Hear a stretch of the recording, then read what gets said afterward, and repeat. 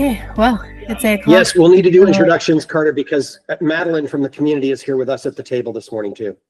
Awesome. I see that. All right. Yeah, let's start with intros and then I'll review the agenda. And if anybody has things that I have just spaced in the last week and a half, feel free to join in. But my name is Carter Finnegan. I'm on the city council and I am the one that is chairing this task force for our financial practices and procedures and policies and all the piece.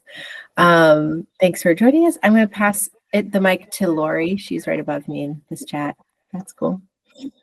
Morning, everybody. Lori Grimm, City of Newport resident for 19 years, yay, and very active. I appreciate being here on the task force. Awesome. Chip, would you go ahead? Chip Stern is municipal consultant through New England Municipal Resource Center. I don't live in Newport City, but apparently I act like I'm there. Honorary city resident. Okay. Hey, Pam and Ann, would you go ahead and say hey? Hey, Pam Lads, Newport City resident. I'm not a member of the task force. I usually film it, and I just can't stay away, apparently. I'm Ann Shirello. I'm also a resident of Newport. Awesome. Thank you. And yeah, council chamber rooms. Go ahead, Carrie. I'm Carrie. I'm new to the city, working as the financial and office admin. Rick Upper Chase, Mayor, City of Newport. Excuse me, Madeline Watazik, seasonal resident for 40 years. Yes, and headed back to Massachusetts sometime soon, Madeline. I was back and I'm back up now. So in the summer, I'm here from May till September because I bowl back home, but then I'll be back and forth. I think I actually mentioned Madeline to you, Carter, after I met her a couple of weeks ago or a month ago or so. I was like, the name sounds good. Town accounting and town financial affairs. Yeah, I had, the financial software, especially. Awesome. Well, glad to have you here. And if anytime you have questions or anybody has questions, feel free to interrupt. Okay, so the agenda, I kind of distilled. So here, I'm going to try, nope. Sorry, I have two screens and I have so many windows because of what we're going through. So pardon me while I do the technology.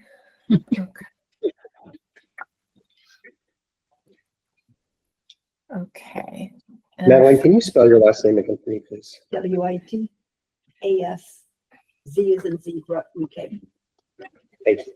If I say slideshow, I'm gonna, okay, excellent. Okay. Checking everybody can see this okay? Yes. And then my plan is to run through this because some of what we're talking about today is the language for articles to warn, talking about, anyway, some technicalities. So if we all approve it, I'm planning to just simply share most of these slides with Carrie and Rick to put in the city council meeting on Monday. And the idea is that I will have also the link down here for this recording. And so hopefully it'll be just a nice package and it can like sub as notes or something. So this is where folks can find the recording, if not easily accessible online. So still kind of tinkering through that. But that's one idea I have. Okay, so what we're doing here today. Usually start with updates in the city and then talking about our financial policies or what I have found is comparables from other towns, but mostly VLCT coming in with the win. There are just kind of a handful of recommendations that we have been talking about, and I have found language for some of the articles and other things. And also the topic of appropriations, which I was tasked to find on the council ways back. And I've done some homework, but it's also kind of applicable and can be folded in with, again, we're talking about our budget. We're talking about what our town report could look like with some of these other topics. So I think I just like share what I found with you guys and make sure it sounds good. And then I also took a training last week from VLCT that not directly applicable to what we're talking about right now, but more around like the water and sewer and more capital planning and what we can borrow for. So if we have time for that, I really do want to respect the 9 o'clock mark though for folks that have 9 to 5s. So any additions? Does that sound good, Rick? Yeah, and then the updates from the city, I want to make sure we really talk through the loans and what the stuff we've got to do and the cash flow projection in particular.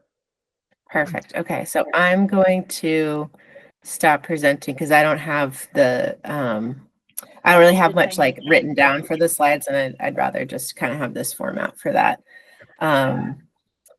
Would you mind leading that discussion and so I can drink my tea and get Happy to. Yeah. Between Carrie and I, we can do that. Yeah.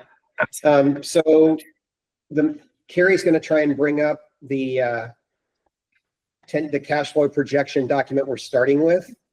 And let me just give you a quick update on where we are kind of in the process. So we're pulling together the final information. We hope we'll have by the end of the week the actual loan documents for the fire truck.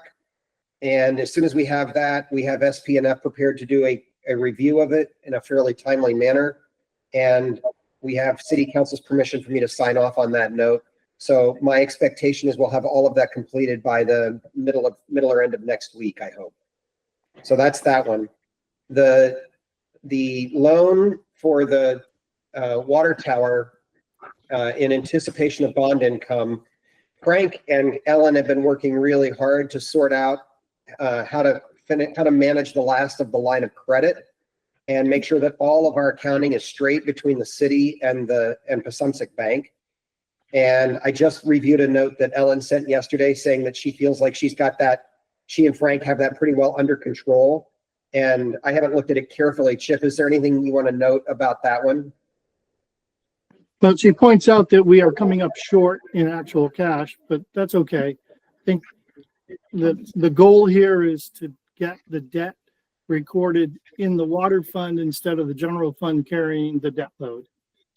And that's the biggest thing I emailed on her last week. And then Frank's reimbursement number 12 hit her. And I think that's when she realized that, you know, we're sitting here waiting on a third party that has not paid us yet. And the bank has not paid us because a third party hasn't paid us. So I think she's willing to release it because within the next 14 days, we got to renew the entire thing.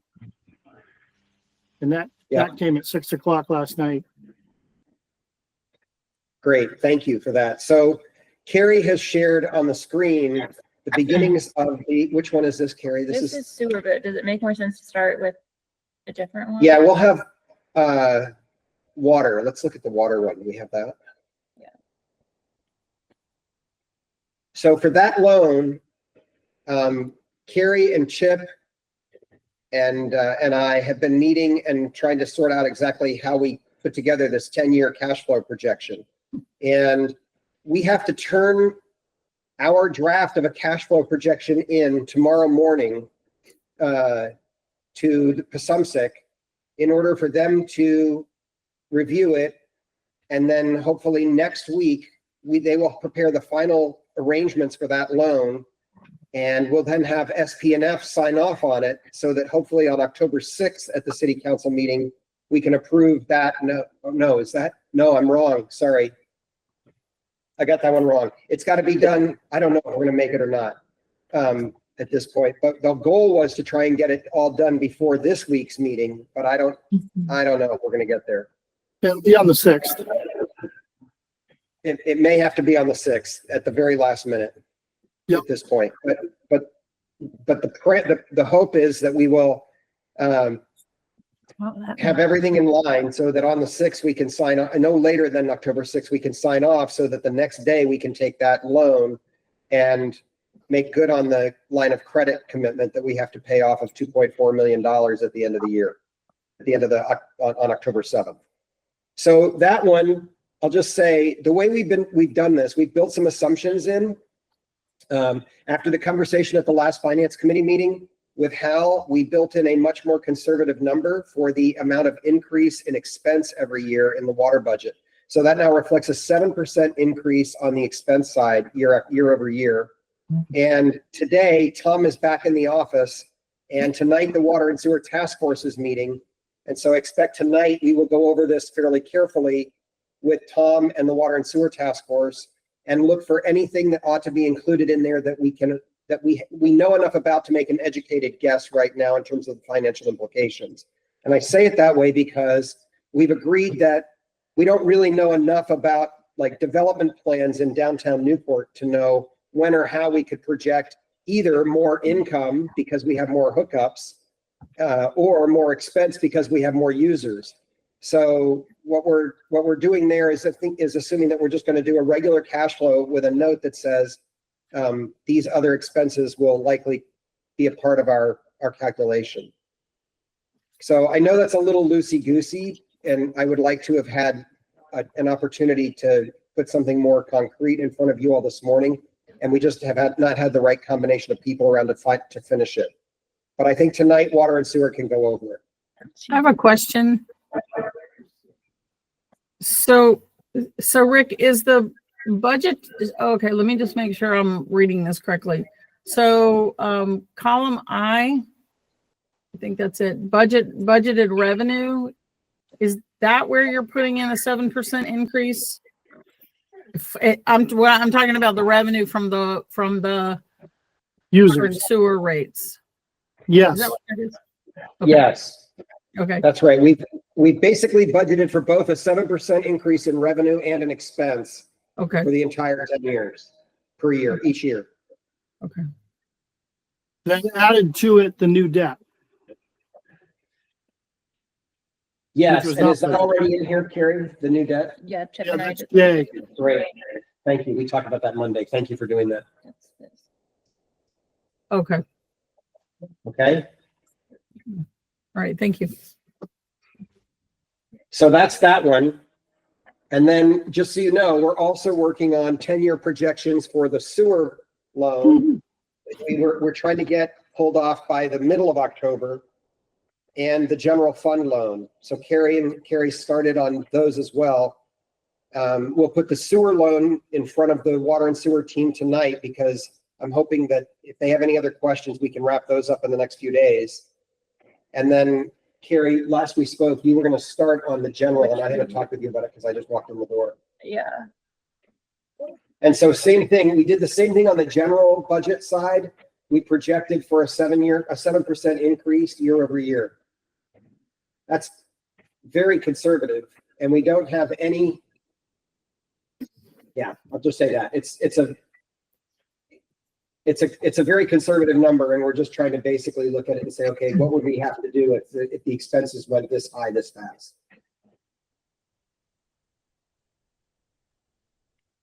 Great. Thank you for the work gone into this, Carrie, Rick, and Chip. So I'm sorry. I think you said this, but the anticipated revenue there again, is that also the 7%? I see the budgeted 7% increase. And I can add that note to. Yes, Carrie's saying she can add a note about that too. Okay. Yeah, column I has got the 7% as well as the expenditure 7%, and then the additional debt load that we're about to take on has been added. Okay. And unfortunately, I understand that Jim is out on vacation this week, so we're going to have to turn these in without reviewing them with Jim first. But we obviously won't send them in the end without Jim's signature on them because that's a part of the certification to make it a certified cash flow statement. Yeah, I'm not sure that they actually require certification this time, but In any case, we need to bring them in to the loop. Yeah. And any questions about any of that? If you all are okay with kind of the way we're doing it, we're just going to move ahead, review it with water and sewer tonight, and turn at least the water one in tomorrow morning to get that process moving as quickly as possible. Great. Yeah, I So agree. Carrie- Water and sewer Carrie, is- if you can jump to the sewer one, Carrie, 'cause I just want to point out where the world is heading in sewer with this projection. In column H, which is our interfund balance, we started in the hole, significant amount of money, 867,000. And if you scroll down a little bit, you'll see at the end of 10 years, we're damn near back where we started. And that's because we borrowed $1 million to get in there, and sewer right now is not making enough money to cover its expenditures, which is why I've said that the task force has got to recommend to the city council a larger increase in the sewer rates. And because we have the system or the entire plant analysis coming up within the next 2 years, there will end up inevitably being an additional bond vote for whatever that analysis says has got to be done to the plant to bring it up to standards, which I would think is going to be relatively steep based on, I went through the same thing about 5 years ago.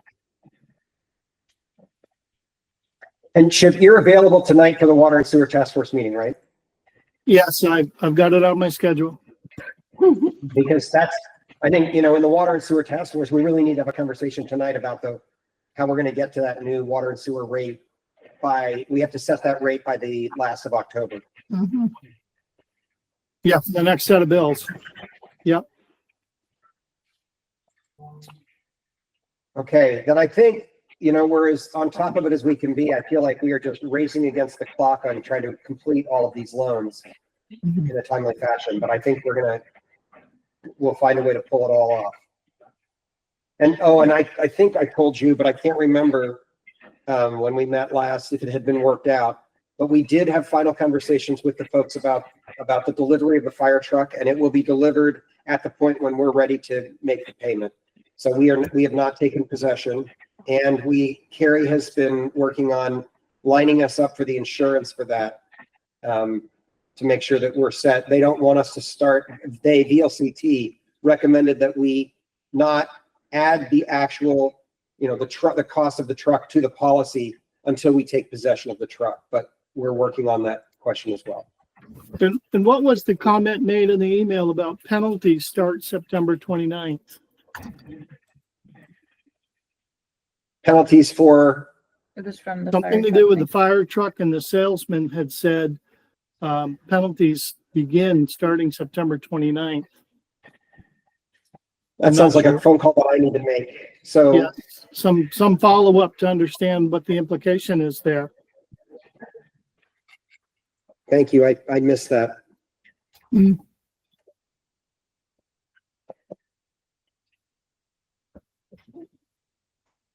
Okay, I think that's it on those items. Good deal. Good deal. All right. Bopping back to my screen, which is right here. So Carter, while you're doing that, this is for Rick and Carter, I guess, really good. I'm saying it to everyone. I don't know if I'm going to be at the water and sewer meeting tonight, but I'm wondering, I keep seeing and hearing people who are saying Newport is about to have the highest water rates in the state, blah, blah, all that kind of stuff. And, you're pricing us out. It's becoming too expensive. And I'm wondering, this is just a thought off the top of my head. And can you guys figure out how we can get information out? Like, where do we really fall? And I've done a little bit of my own research, but I know Patrick's done some and others that have a better handle on what the water and sewer rates are throughout the state, where we're going to fall. I'm anticipating increased water rates quarter after quarter, to be quite honest with you. So, that's just my opinion. I haven't said that out loud, except to the guy who's trying to fix my swimming pool. But anyway, I'm just trying to, we just keep hearing it. And I think something needs to be said. I don't want to step into a conversation with people without any knowledge of where we actually fall in that with the state. But we have to do something about our sewer plant, and it means the city of Newport residents are going to have to pay for it. So, That's a good point, Lori. So Patrick did do a lot of research on this, and tonight we could bring it up with them and ask that we take the new rates, whatever we end up setting them at, and then place us kind of on a spectrum about in terms of what other communities are paying across the state. It's not easy to do because it's really hard to come up with apples to apples comparisons because rates are done differently in different places. But Right. Patrick's done a lot of that work for us. Yeah. And then Chip, just another couple of quick questions before we move on. One is, I saw in the note from Alan this morning when I reviewed it that it reminded me that we're going to have to come up with what those actual final loans that we've been estimating at up to $1 million and up to $1.8 million, what that final number should be. Can you say a little bit about how you think we're going to get to that number when 2 weeks from now we're ready to do the final work on those? My take is the max is what we're going to take. The option is to take whatever the number ends up being at the end of the FY25 audit for the value hung in the due to, due from, and then whether the committee only wants to try to borrow that which was budgeted for the 1.29 million of the state tax anticipation payments that was falsely thought it was extra income and only go after that, or actually try to recover the additional 600,000 of overspending in 8 years. Make that 1.8. Okay, Right so it's now, not. We forecasted in the 10 years as max borrowing. 10 years for $1 million, 10 years for $1.8 million is what we used as Carrie and I worked on it. And we used 25 years for the 3 million bond for water. And that's what we plugged in as our anticipated payments annually. Great. 25 years for the water tower, 10 years for each of the accumulated deficit notes. Yes. Okay, great. That works for me. If it's okay with everybody else, those are the numbers that Ellen's been waiting for. So we should tell her right away. Great. Okay, I think that's everything on my mind. Great. Okay. So, segueing back to the financial policies piece, I just want to preface that, I'll show you the list of how many options exist for VLCT model policies. And I know as a teacher, you shouldn't show things and then talk about different things because people are distracted. But the main point and takeaways for these model policies is that VLCT acknowledges that there are gaps within state law for like municipal financial management. They, it only goes so far. So then people search into the statutes and it just don't exist. So they have provided these as templates, as ways to best structure, but they also say that these things should be crafted with not only the select board, but also the staff and employees that work so that we're on the same page. Like kind of as we've discussed in other meetings that we could put a policy in place, but if nobody knows it's there, nobody knows why, and it just doesn't really actually impact anything. And how you put policies into place is we would approve it by the board, but again, having Jim, because he's our current clerk treasurer's involvement is key. It also, they talk about how it resolves and prevents conflict because there's so much overlap, and we've kind of identified that a little bit and how some responsibilities have shifted around, but they're through these model policies that helps to try to alleviate some of that. So those are like the main things that I found kind of helpful, because it was like basically there aren't that many laws in Vermont for us to go off of. So this is a really cool tool, but again, implementing it with Jim. But if he's not in this week, then we might just have to take a back burner. But for those that got this slideshow, are you able to click, because these links are actually hyperlinks to documents. So I don't know, I bet you can't click on what you're looking at right now, but if I've shared it, I'm curious for those that aren't No. Rick and I, are you able to? No. Mm-mm. No, not, it doesn't No, 'cause open. Dang it. Probably there's a login requirement. Darn, they're so good. Oh, Yeah. okay. So any of these, if y'all folks want to know, I highlighted ones that I thought were time sensitive and more urgent. Oh, sorry, jumping into it too quickly. But the other thing is that they recommend don't take all of this on at once, which was kind of funny because we identified that in our meeting too. So I was going to just like let this list sit and see where you guys thought would we should start. I have already pulled up the debt management policy with guidance. I looked into the capital program and budget policy, but that's more for like a capital improvement plan, which is probably topical for wastewater, our wastewater treatment plant. But and I like that one because it talks about planning, which is something I think the city could have more structure around. But is there anything on this list that others say, you know, this is something the community is asking for, or I think this is really important, and then we can review those. The community is asking for all of those. Yes, we can't do all at once. Well, I think it's really a great goal to look eventually through the next calendar year at these things. But this is a really great, like I literally made it a checklist. That was like great, you know? Yeah. So Carter, go ahead, Chip. Sorry. One thing that's not on, wasn't spoken, but is integral to this Mm-hmm. is that you're happen to be a chartered community. Yes. And so you have to see where this fits. And if these are statements made in your charter, which is by definition state law, and we're talking about trying to revamp the charter as well. And so these things, the word of caution is don't write your policy into your charter. Make a statement in your charter that the council sets policy for the following.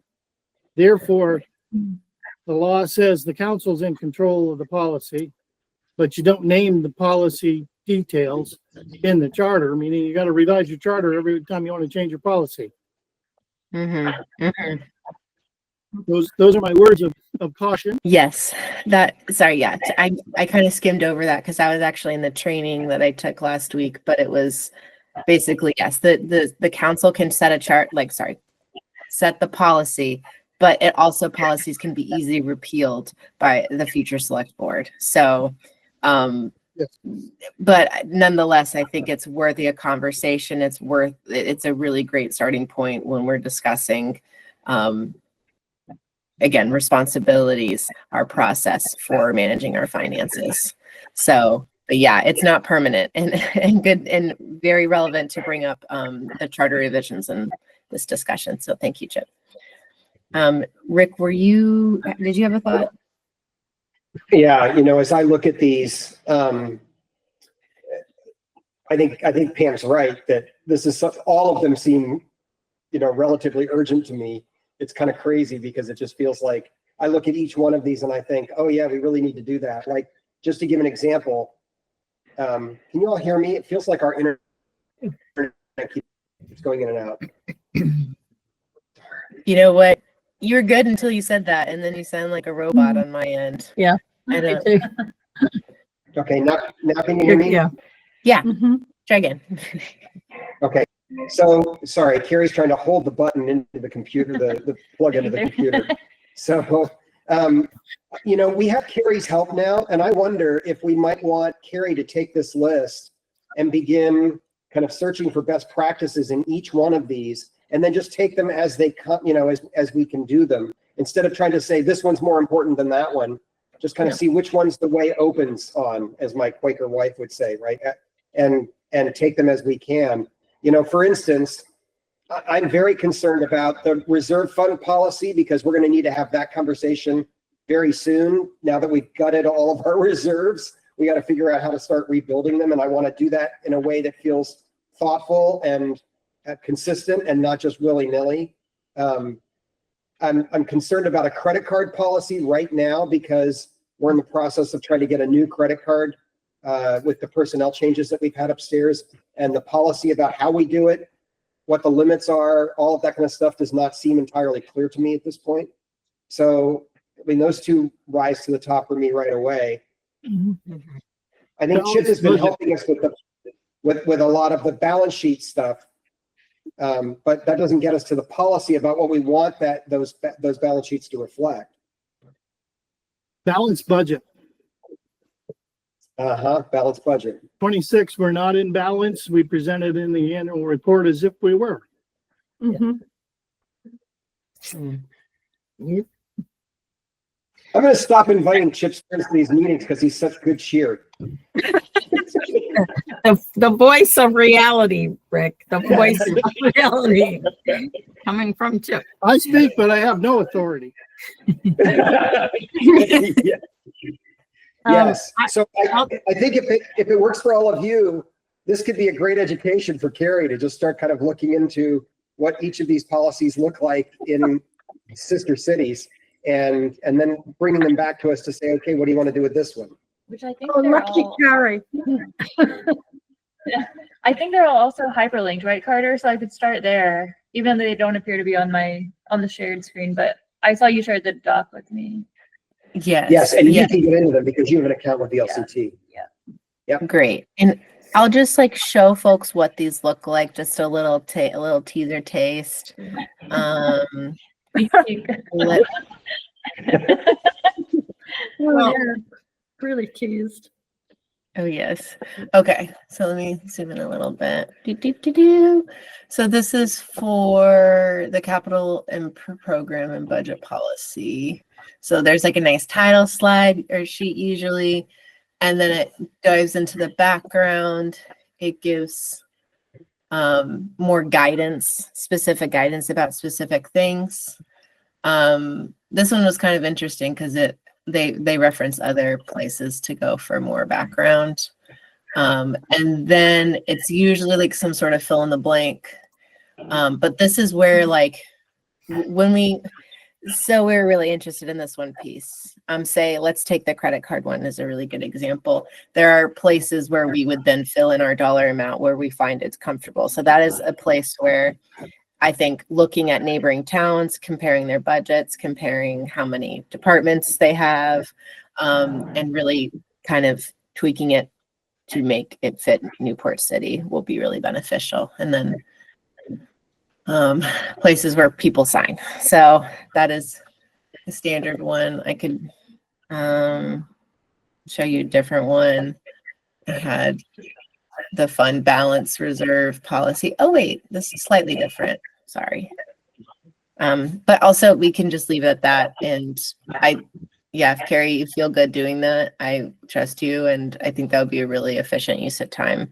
And especially, again, going back to that, it really is only going to work when the employees and the select board are like working together. And so this could be a really great way to, again, make sure it's actually in practice. One that could be tied into that is the habit, policy, whatever you want to call it, of trotting in Pick and Shovel and other stores and just sticking it on the credit for the city. That really ties into the credit card, and it's certainly an area that historically has really needed tidying up. I think the one thing that we really that I know was I think it was done under Linda's watch, Pam, is that Linda did go back and review pretty carefully who was an approved name on that account at Pick and Shovel. So we didn't have that before, and I think that if I remember correctly, I think I remember Linda telling us that was done, and that's where we start. It was done. I know it was done, and there are still workarounds for that for the creative. Yeah, we do need to look at it. We do. I mean, I review every one of those Pick and Shovel invoices, and you know, I don't do it in a way that where I say, oh, I know where that $8 part went or those nuts and bolts went. But I review it for logic, you know, so, you know, I at least, and the city manager would certainly be doing that if I weren't here. So, or if we had one. So I guess maybe the way to do this, let me just try this out, shoot it down if it's a bad idea. But maybe what we want Carrie to do is to take the model policies and put them in a Google Doc all together so that we can actually all access them and make comments on them using the editing suggestions without changing them, so that we could all kind of see the work we're doing, both those of us on the task force and the department heads. And then that would give this group the ability to go back and talk about each of the comments, make final changes, and we'd have our final version. I really like that idea, and as long as it's kosher, because this isn't, as long as it's not like a council, yeah, we have to limit how many people are on it to make sure we're not violating open meeting law. But besides that, that's how I prefer to operate in a normal job. So that works with me. Yep. Yeah, I don't have a problem with that. Yeah. I And Lori, you're going to say something. In this list, Carter, that very first one, model accounting, auditing, and financial reporting policy with guidance. I was flipping through the VLTC internal controls document that you sent us, and not sure what page it's on. Page 11. The question was asked. There was a question, and the response was an accounting, auditing, and financial reporting policy sets the tone for fulfilling the select board stewardship role over municipal finances. Every town should aspire to establish and maintain high standards for its accounting practices. And I'm just wondering if that really shouldn't be a starting point to make sure whatever our charter says compared to this. And because it is the select board's responsibility, right? And if we don't start with that, the rest of this, we can make all these other things, but I don't know it's going to make any sense. Does that? That's the way I see this list. We have to say, okay, here's the groundwork. This is what we want. This is where we're going. This is what we want our select board to be responsible for. And then break out all those pieces. It's just an opinion. No, I hear you. It's like at the top of the list for the reason, kind of, like it really does set precedent and affect every everything. So yeah, okay. So I'm hearing model accounting, credit card, reserve fund, and debt management. Although we're actively working on this, but I think it's still a good time. Okay.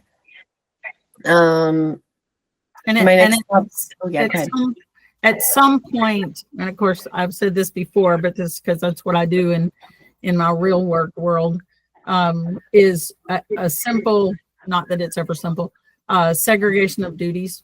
Who's responsible for what in the daily operation of the city? What's that could be expensive, but that's important. Okay. I think we got a plan, Kurt. Okay. Alrighty. So kind of segueing right into article language again, VLCT. I just want to Carter, Madeline wants to jump in with a question before we move on. Perfect. I have a question for Chip. Okay, you're saying fiscal year 26 budget is not balanced. Does that have to be in balance before they set the tax rate? No. Oh my goodness. Okay, just asking because I know Massachusetts, that's where I'm from. We can't submit a unbalanced budget. Right. So in Massachusetts, the State Department of Revenue is in so much control of a municipal budget and process and whether you have free cash or not. In the state of Vermont, that does not exist. Yes, that's what when I had met the mayor and I was talking to him, I said to him, I went out on the website because, we can go in and look as, into, because I was the town accountant, so I know all about DOR, and that somebody can go in and just glance at the reports for our tax rate recap. This is how much got voted at town meeting. And I was surprised to find out, I couldn't find out anything. And no, it's true, because I'm telling, he knows, and I agree with you. So whatever my balance sheet ends at the end of the year, I have to do a Schedule A report that's technically about 21 pages long, accounting for everything. But you And, have what you owe and what you're worth in the end. but that needs to come back to equal what I've submitted, because I have to submit all the revenue and the expenses, and those two have to equal. And if they don't equal, you don't get free cash certified. I'm going to banish you to the same corner of the room that Chip's going to. No, but I mean, I agree with Lori. I don't know what she does for work, but I think the model accounting, auditing, and financial is the most important, because this is why you're in the measuring. Okay, Cool. we got you. All right, Carter, let's go on, because we got to stop promptly at 9. Yep. Okay, so again, VLCT, love them. They have template article languages already stocked and ready. And this is kind of what we had talked about, but here it is in all its glory is a sentence authorizing funds where we both describe the total budget of the town and then the remaining balances that we were generating by revenue. And then, yeah, so this is a very, well, once we balance the budget, I think noted, this is how we can present the article where it is accurate to the voters. So then Carter, we have to come up with a explanation of why all of a sudden the total fund expenditures there in the top blank are, 7 million and we've been seeing 5 million or whatever that, whatever the number is, right? Yes. Yeah, that'll be an easy note and an easy education piece to do, Okay. though. I'm not worried about that. Okay.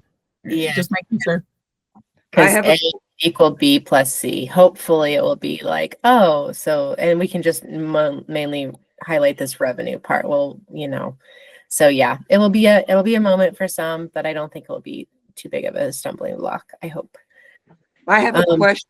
I Yeah. have a question about what this means in terms of what we have been voting on originally and now.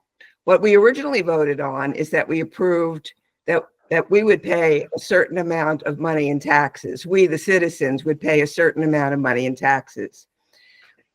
My concern about this formulation is, what are we agreeing to now if the non-tax revenues do not come up to the amount that we expect them to come up to? So we add up all the non-tax revenues, let's say, and we expect them to be, I don't know, $2 million.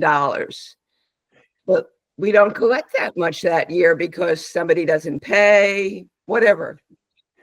What did we just obligate the voters to pay in taxes if the non-tax revenues are off by $1 million? So the simple answer is we bill taxes right off in the first 2 periods of 12 periods. We are never going to send out another tax bill for loss of revenue that is not determined until period 12. So it is, as presented, our best guess of our total expenditures, what we need in taxation, what we anticipate from others. This is why when budgeting, the rule of thumb is for other revenues, anticipate less than you think you're going to get. Yes, so that but you don't short yourself. did we just obligate the voters or the taxpayers to make up the million, while it originally, let's say, said, No, you didn't. okay, Because the shall be raised by tax number is the number to be raised by taxes. good enough. The other 2 numbers are our best guess at what we think we're going to spend and what we think we're going to get other than taxes. Thank you. It looks good to me, Carter. It certainly solves the problem that we've had with the previous language. Right. And I sneaked a peek at There's a second option VLCT has, which is when you split the general fund if you have a highway fund, and that's what St. Johnsbury does. And so that's why it looks like this. And The city does not. The highway fund is all built into the general fund. yes, correct. Yeah, it's under public works, so therefore under the general fund. So Unless we want to but- remember. yeah. But it's also kind of interesting to like look at their budget, you know. We're not, anyways, I don't mean to go down that rabbit hole, but it's just interesting. When it comes to tax payments, here's some guidance. So sorry to skip ahead, but I'm just going to show you what it looks like, because if we decide to collect taxes in multiple payments, this is what it would look like, which is what we're angling to do. I have not spent the time in Excel, but I think that when you guys have that 10-year projection and just having some number, I wanted to use actual numbers. Sorry, getting off topic. But we can say that we would like them in 4 installments, and then we have to name the dates, and then we need to specify how we're collecting them. And if we don't specify, then this part is triggered, because if we fail to vote on the method of delivery, then we have to accept them that are postmarked before midnight before the due date. So Well, I'm more concerned about the statement. If no date is set by the voters, they become due 30 days from the date of mailing. You don't do that. no, let's not do that. Yeah. If you don't do that, you allow for 2 payments, and you spread the second payment to be 45 days before the fiscal year ends. But by statute, the date on that bill, 30 days later, the whole bill is due because Yes. you didn't vote. So Yeah. that's where I think, that's why I said, at what point was there a vote to split it into biannual payments and name the due dates? We haven't found that answer, but that's statute's quite clear on collection. And no, I don't want to bring that up to the city that, hey, I'm about to send you a bill, send me all of it in the next 30 days. Ugh. No, we don't want to do that. Mm-mm. So we just remove that section of this statement. Well, so we remove that. No, this is Go back statute. to the draft, yeah. So for Yes. there should be an Yeah, there we article go. every year that says how shall taxes be collected, and Yes. it's an up or down. I don't know what the answer is if the public votes it down. Then you revert back to it's due in 30 days. So that was part of my training, it was like, what happens with failure? And there are a number of things that can happen, and for time, and yeah, and also I was like, I hope this doesn't happen. I hope this doesn't happen. It doesn't apply. So, but yeah, a number of paths can happen, but they're not pretty, is what I'll just say. And I hope, and also not only just to say like, fingers crossed that doesn't happen. We're being very intentional. We're trying to have a more structured budget process. So we're throwing our weight behind that. And so that's why I'm thinking, okay, hopefully this will happen. So yeah, very fair though. That was the other part, is they have also templates around interest on overdue tax payments, interest on over installments of payments of taxes, and then overdue water and sewer payments as well. And then there was this one that I said, well, you shouldn't put a check mark on, but if there's a discount for early payment on taxes. I added a comment to that. Yeah. And that's, I was like, yeah, we're not in that position. I mean, I But win I'm every just saying, time, but some that, cities no. do that. Bananas. So anyways, yeah, so that just saying, VLCT's got it. When the time comes and we have some actual numbers, I think it would be very standard for this task force to make these recommendations and make sure that our annual report and budget and articles are accurate. Didn't we talk at the last meeting, the interest on overdue tax payments is it? So if you're late on the first one, what is it? There was an amount like 1%.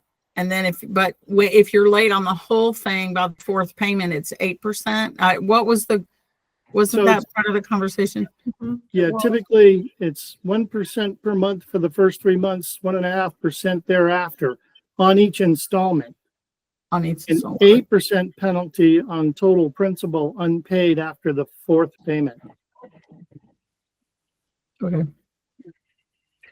I can pull it up real quick. Lori, I'm. Okay. Yeah, it's okay. I get it. I get that. Okay. I can also, I think we have to just make sure that and Chip can probably answer this question. Is our system capable of calculating that amount? Or is that something that if I walk in, with 2 payments due after the 15th of November, will they be able to figure out what is what? It does it. It does it when the users say to calculate and tells the system how much to calculate. There are communities that do 4 payments and they're all voluntary payments. There's no interest on any of them. There's Berry City who does 3 payments, and each payment in and of itself is a final due date subject to interest and penalty turned over to a delinquent collector. So, whatever you dream up, we've got the software that has the flexibility to do it. Okay. Because people have dreamed up some pretty crazy stuff. Yep. Okay, that's good to know. Good What else you got, question. Carter? And then I'll hold y'all's ear for a moment to talk about appropriations. If you in the hyperlink, it's Morrisville, man. I love it. It's so clean and clear on their website. They've got this policy that makes sense. It differentiates between if it's your first time trying to go for appropriations versus, okay, once you have submitted your petition accurate or submitted the petition that is above board, and then you are approved at a town meeting, going forward, you have a different path, or at least it's a little bit more clear and straightforward. So you don't have to go out and get 5% of the voters, which is kind of a lot. But I think that's also a high bar. I mean, I think that is that's statute. We got to do it. There's not really, doesn't matter my opinion. But at the same time, I also totally support that. If it's something that is on the ballot, it needs to have some weight behind it as far as statistically in our area. Another thing I wanted to point out in a really cool, within this policy, we can craft it, because if you go to St. J's annual report, and we kind of have this in our annual report, but not everybody does. But it has a really nice little paragraph about what services they provide to the Newport citizens.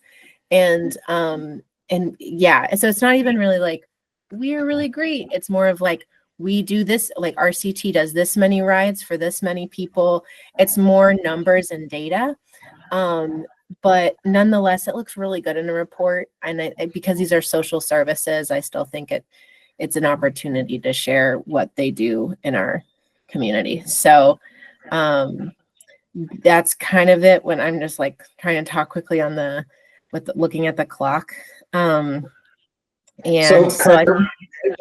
would the next step on this one be to have you and Carrie work together to actually just draft our policy using Morrisville as a guide, and then we can take it to city council sometime in the next month or so, and let city council approve it so that we got plenty of time. I don't want to pile all of these things up, right? I want to parcel them out over the next couple of months so that when voters come around, they understand how appropriations get put on the ballot in the first place. Yes, for appropriations specifically, I don't mind doing that this week and getting it to you guys by Friday to get it on the ballot for Monday, because of this 5% of the voters need to fill it out 47 days before the election. So I want to give those entities a heads up that if just local nonprofits, like, hey, if you were anticipating this is our policy. It's going to take. So put that on the agenda for Monday night's special meeting, Carter, is what you're saying? Yes, that's what I would prefer, if that's okay with this task force. Yes. Yeah, and this is also like, this is my task separate of financial practice. This is kind of somewhat related, and now it's like, the time is now. So that's okay. Carrie and I will need it by Friday afternoon so that we can put it in the packet. all right. 5%, 47 days is statute. So basically the rule's already there. They're just codifying it in a local policy. to Yep. say, you have to do this. Do you Mhm. know as well, or do you remember that there was one exception made to the rule that you had to go out every year and get the 5% petition? I can't remember whether it was 3 or 5 years. If you'd done that for 5 years, I believe, and you only requested the same amount that you'd always been requesting, that you no longer had to go get that petition signed any longer. You would be automatically put on, and that policy was passed. And that's why we don't get petitions from people who have, or from organizations that have done that for 5 years, as long as they continue to only request the same amount as they had before. So that policy, that second policy exists, and you have to consider how you want to handle old timers Like RCT. like RCT, because it was egregious that RCT had to go out and get another 500 people Every year. every year, or 5%. It was, I think, No, it was 5%. 65. 165 people every year. Yeah, that sounds right, because there are about 3,000 voters on the rolls right now. Okay, so at least you should consider what happens to that class of people, or that class of organization who are in that position. And what happened really is that most of them, while they might have wanted to increase their appropriation in subsequent years, thought, is this worth the petition? And most of them stayed at whatever they'd been getting, for the last 5 years, as opposed to going out and getting a renewed petition. Right. So that's interesting. Like I'm appreciative of your your memory of this, and I'll maybe ask Carrie to look around for that policy, because what's interesting is it this like 5-year term is not exactly what Morrisville has lined out. And I understand, but what they basically have is after that 1-year benchmark, after you get that number of voters, after you submit a successful petition, after it's approved at the most recent annual town meeting, then you just submit this application. And the application has what I'm talking about, which is a report of how you impact the community. So it's not every 5 years. Like, I think every year they do need to submit this application. If the voters are voting and they're on their ballot, then it's standard for them to produce something for the report. But it's not they don't have to even for those first 5 years, after the first year, they don't have to go out and get signatures. So this actually hopefully makes it easier. And if they did need to review and increase their budget because everything is going up, okay, they go out and get signatures 1 year and then they're good, to after that. So that I'm not saying I approve of the policy that Yes, was passed. yeah. It was better than what it was, but I'm not saying that you have to stick to it. I'm just saying you have to recognize it exists and do something with it. yeah, Yes. And that's okay. I'm happy. Things change. Right. Okay. So sweet. Looking at the clock. I think that's mostly what I have. I don't have time to go over my training things, but that's okay. I might do that at a meeting if it's relevant, or whenever it's really topical. Okay. Next meeting though. It's looking at 9. I'm sorry, guys.